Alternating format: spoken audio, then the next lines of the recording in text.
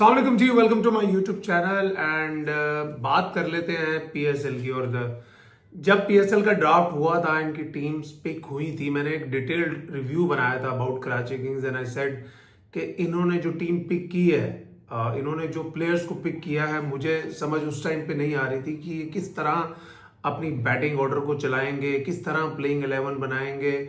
और कहीं ना कहीं मेरे दिमाग में डाउट था कि यार अगर ये सारे टॉप ऑर्डर के जो overseas player, James Vince, Tim Seifert, उसमें डेविड वार्नर और भी एक दो टॉप ऑर्डर के प्लेयर, प्रशान मसूद जो उनके कैप्टन थे, उनको भी लिया हुआ है, तो ये किसको ड्रॉप करेंगे और ये किस तरह अपना कॉम्बिनेशन बनाएंगे। जो इन्होंने 9 बैट्समैन पिक किए हैं उसमें से 7 बैट्समैन ऐसे हैं जो कि टॉप ऑर्डर में खेलते हैं, मोस्टली ओपनर है या एक आधा प्लेयर है जो 3 पे खेलता है। कहीं ना कहीं मेरे दिमाग में डाउट था कि कुर्बानी का बकरा जो है ना वो शान मसूद बनेगा, और यही एक वजह है कराची किंग्स की। एक पाकिस्तान का सबसे बड़ा शहर है, पाकिस्तान की प्रॉब्ली सबसे महंगी फ्रेंचाइज है पीएसएल में। जब पीएसएल की टीमें फरोख्त हुई थी तो सबसे महंगी फ्रेंचाइज थी पाकिस्तान की, और सबसे इनकंसिस्टेंट जो फ्रेंचाइज है पीएसएल की हिस्ट्री में वो भी कराची किंग्स है। पिछले कुछ सालों से हमने देख रहे हैं बिखरी हुई नजर आ रही है। जिस तरह से इन लोगों ने बाबर आजम के साथ सलूक किया, पहले उनको कैप्टन बनाया, वो परफॉर्मेंसेस करते थे, टीम के अंदर कहीं ना कहीं लोबियां नजर आती थी।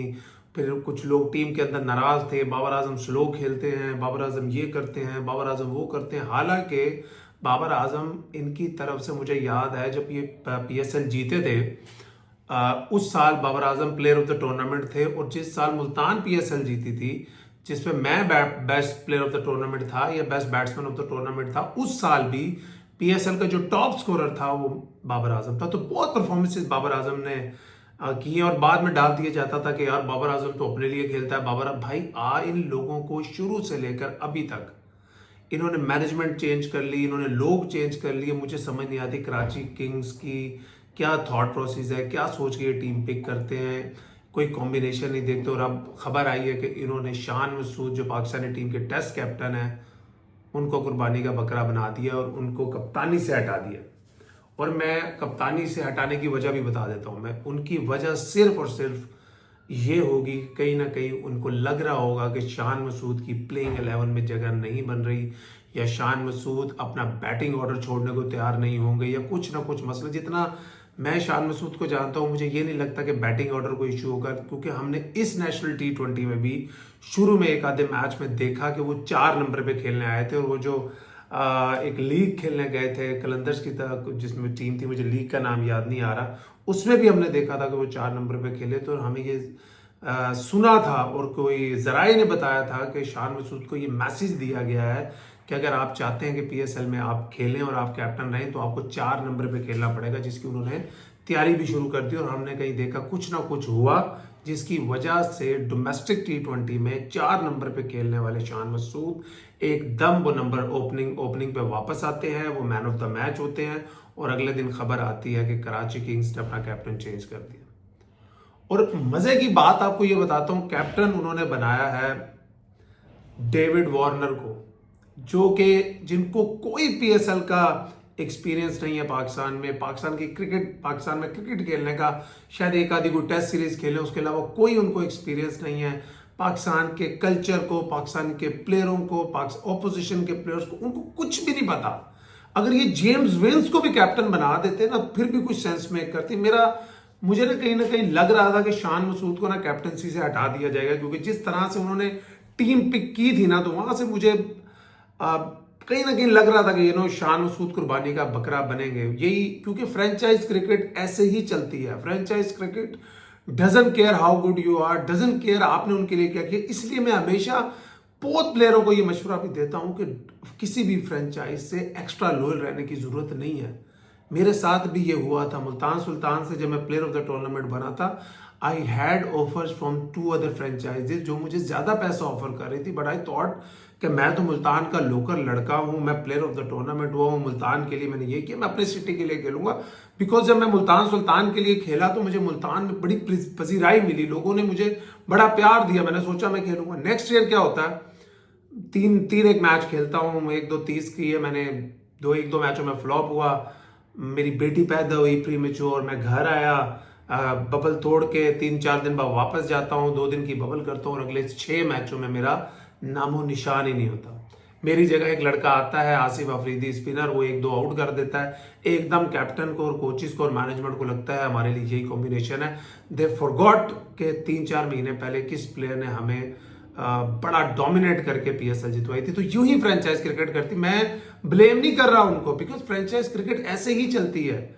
शान मसूद ने मुल्तान सुल्तान्स के लिए बहुत परफॉर्मेंस दी। जब उन पे थोड़ा सा बुरा टाइम आया, उनको 1 सेकंड नहीं लगाया ड्रॉप करने के लिए। उनको रेस्ट का कह के बाहर बिठाया गया। उस्मान खान उनकी जगह आए, उन्होंने 100 कर दिया। उसके बाद rest was history. Shan Masood was never seen again in Multan Sultan jersey. तो यही होता है। लास्ट ईयर शान मसूद के लिए इतना अच्छा नहीं रहा, कराची किंग्स के लिए इतना अच्छा नहीं रहा। अगर तो कराची का थॉट प्रोसेस जो पिक करने के लिए, टीम पिक करने के लिए यही रहेगा, तो मैं आपको गारंटी देता हूं मुझे इस साल भी कराची किंग्स से कोई उम्मीद नहीं है। क्योंकि हमने हिस्ट्री में देखा है कि मुझे कोई एक बात ये बता दें कि कितने पीएसएल में फ्रेंचाइजीज के ओवरसीज कैप्टन आए जो बहुत सक्सेसफुल हुए। अब लोग मुझे आके ब्रेंडन मुकल्लम की मिसाल देंगे। Lahore was a flop under Brendon McCullum. एक मिसाल आपको नजर आती है, वो है डैरन समी की, कि उन्होंने पेशावर ज़ल्मी की काफ़ी कैप्टनसी की और उन्होंने टाइटल भी पेशावर ज़ल्मी को जितवाया। लेकिन जो लोग भी डैरन समी को जानते हैं ना, वो पाकिस्तान के लोकल कैप्टन्स से भी ज़्यादा जानता था पाकिस्तान का कल्चर और पाकिस्तान के क्रिकेटर्स को। That's how much involved he was in Peshawar Zalmi. जब मैं भी 2 साल हिस्सा था उस टीम का, जब हम चैंपियन भी बने पेशावर ज़ल्मी का, तो he was very much involve. और हमने देखा कि जब वो जितनी भी क्रिकेट खेले पीएसएल में, पेशावर ज़ल्मी के लिए खेले, और जब उन्होंने क्रिकेट से रिटायरमेंट ली तो वो पेशावर ज़ल्मी की ही कोचिंग के लिए आए।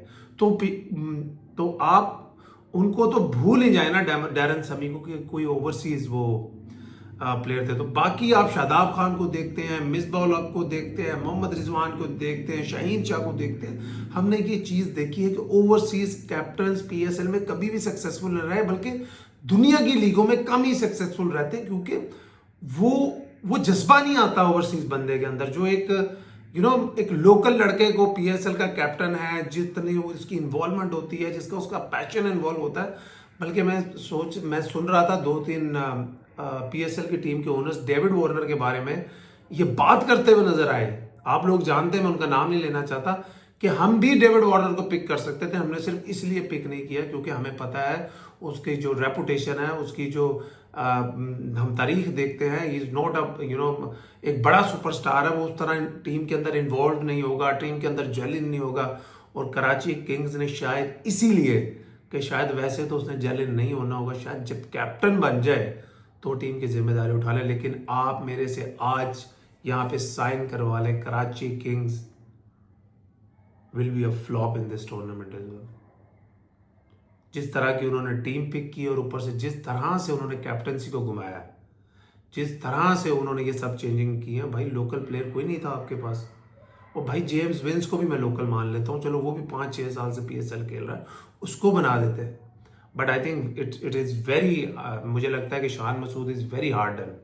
पहले मुल्तान सुल्तान्स ने उनके साथ ऐसा किया, अब कराची किंग्स ने उनके साथ ऐसा किया। जब आप बात करते हैं with in the team meeting about the loyalty with the team, then it applies to the franchise as well. But let's see what happens. But it will be interesting to see कि Karachi Kings की captaincy अब David Warner करेंगे। ठीक है, आपको वो market value मिलेगी, शायद आपको स्पॉन्सर मिले डेविड वार्नर की वजह से, but in the end of the day what matters is your performance, that how do you win this PSL trophy. अपना ख्याल रखिए।